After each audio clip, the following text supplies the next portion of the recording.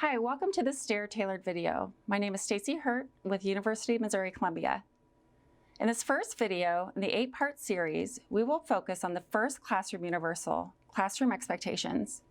In this series, we will examine classroom expectations research, tips, and a detailed checklist to classroom implementation. A dependable system of rules and procedures provides structure for students and helps them to be engaged with mathematical instructional tasks. To increase mathematical task engagement and academic achievement, teach classroom expectations to students at the beginning of the year and enforce them consistently throughout the year. Clearly stating expectations and consistently supporting them lends credibility to a teacher's authority.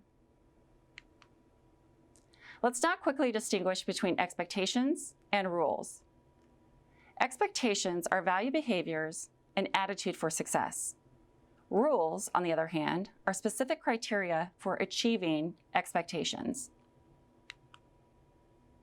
Classroom rules must meet 5 guidelines. Observable, which means I can see it. Measurable, which means I can count it. Positively stated, which means I tell students what to do and always framing the classroom rules in a positive manner.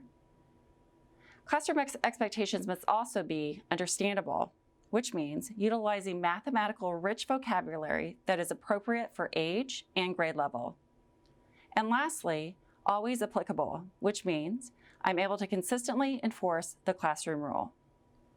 This is an example of the 5 guidelines outlining the specific guidelines: observable, measurable, positively stated, understandable, and always applicable. For example, for the observable guideline would be raise your hand and wait to be called on when answering a word problem. A measurable guideline might be bring algebra tiles to the table. Positively stated would be put strip diagrams safely in your work area. An example of understandable would be demonstrate the algebraic expression utilizing it with your algebra tiles. Always applicable would be when you complete your word problem, please stay seated quietly. Some tips when implementing classroom expectations. 1. Involve students in developing the rules. Have students commit to the rules.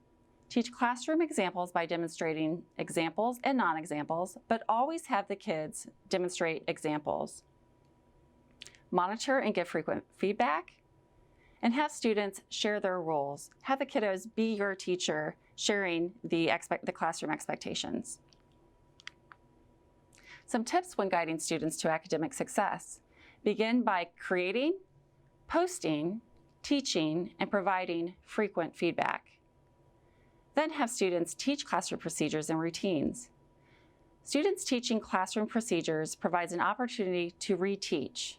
It gives the teacher an opportunity to assess any misconceptions, and students teaching the classroom procedures provides an additional opportunity for other students to hear and understand the classroom expectations.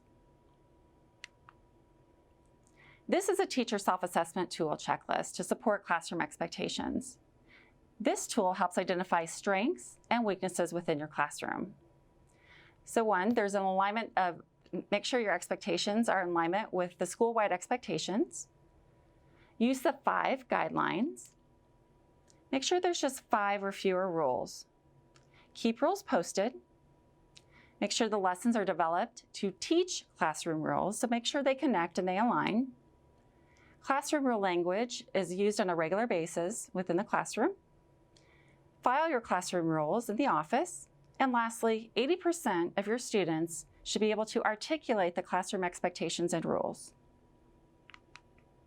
Again, my name is Stacy Hirt with the University of Missouri-Columbia. Thank you for your interest in watching our STAIR tailored video examining classroom expectations. This was the first video of our 8-part series. I hope you check out our second video of the 8-part series titled Classroom Procedures and Routines. Please subscribe to our Project STAIR YouTube channel and check out other STAIR tailored videos supporting students with math difficulties.